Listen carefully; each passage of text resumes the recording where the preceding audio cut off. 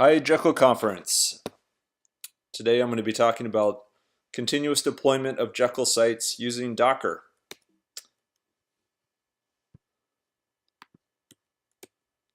My name is David von Lehman. I am the co-founder of a company called aerobatic.com, and we are a Bitbucket add-on that provides static website hosting as well as continuous deployment of different types of static sites, including Jekyll. So what do you mean by continuous deployment? In a nutshell, every single push to Git results in a new version being automatically deployed somewhere. So why would you want to do continuous deployment? It really comes down to always be shipping. Every single commit to Git should result in a new version of the site somewhere. It could be in production, it could be to a staging site. So how do you do this? Well, a lot of people are doing it with GitHub pages. All you do is commit to Git and they take care of building your site and making it live. The big problem with that is no plugin support, and that's a real bummer. For that, you really need a Ruby execution container that can install gems and execute developer-supplied Ruby code. So you could use a CI/CD service, CodeShip or Worker or Jenkins or something like that. Or you could roll it yourself with Docker, and that's what I'm going to be talking about here. So let's take a quick look at what's the flow of a continuous deployment. Developer pushes changes into Git.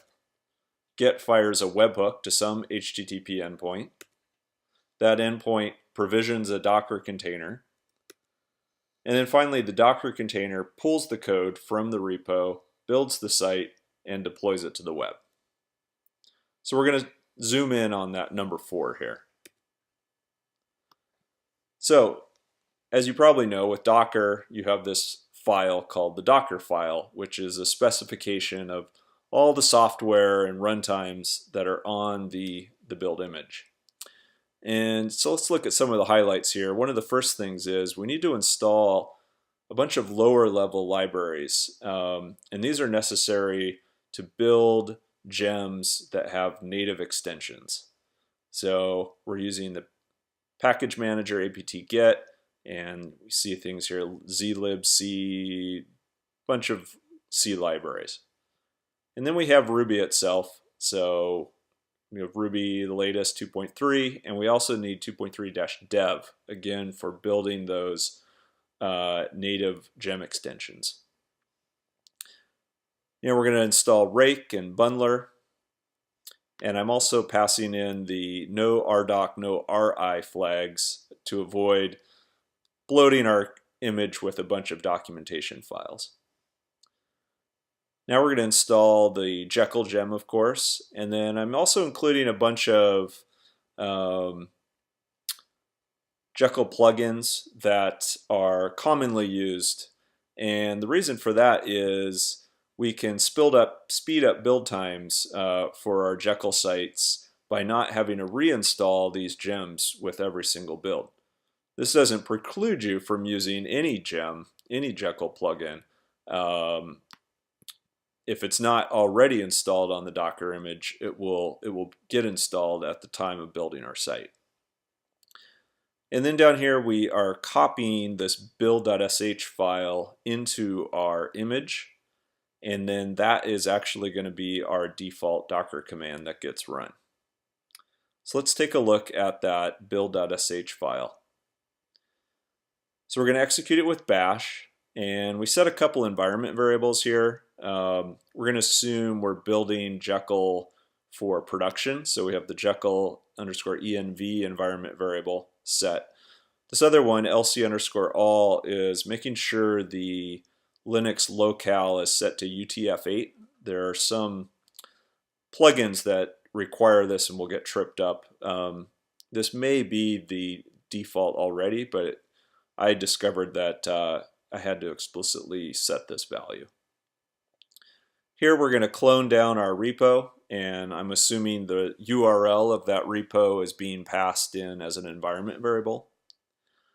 And then, depending on what the Git provider is, we may need some SSH keys or something to access that repo. CD into this source code directory, and then we're going to run bundle install.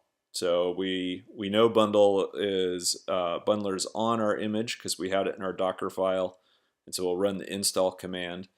And we're assuming that there's a gem file within this repo that specifies all the gems we're using. Then we call Jekyll build, of course, and we're going to assume the outputs are going to be written to the _site directory, and then just have this generic deploy command. Obviously, the details of this will depend on where you're actually pushing your code out to. But at this point, the _site directory contains our built set of HTML, JavaScript, CSS. All right, so let's do a quick demo. This slide deck is itself a Jekyll site, so we're going to get all meta here. It's using Reveal.js. And so I'm going to do a quick edit of the slide right here in Bitbucket, just to show you real quick that we're using plugins. In my index.html, you'll see this custom style sheet tag, and that is coming from the Jekyll assets gem, which I've specified here in my _config.yaml file. And so each slide is actually just a include file, and I'm going to go into that demo.html and let's edit that and add a paragraph with some extra text and commit that. And so you'll see that this really enables kind of a streamlined content management workflow where I could come right into my Git provider and edit markdown files, create blog posts, and never even have to clone the site locally, run Jekyll locally, etc. If we go over here, so here's the commit that I just made, and we can look at the build log. So this is everything that happened within that Docker container. I can see it installed, installing the Jekyll Assets plugin. And then let's just refresh our page, and here's some extra text. So that, I think, just illustrates just how streamlined the whole continuous deployment workflow can be. That's it. If you want to check out this presentation, it's available at this URL. The repo is here, and if you're interested in doing continuous deployment of Jekyll sites along with having fully managed hosting with SSL, CDN, and more, check us out at www.aerobatic.com. Enjoy the rest of the conference.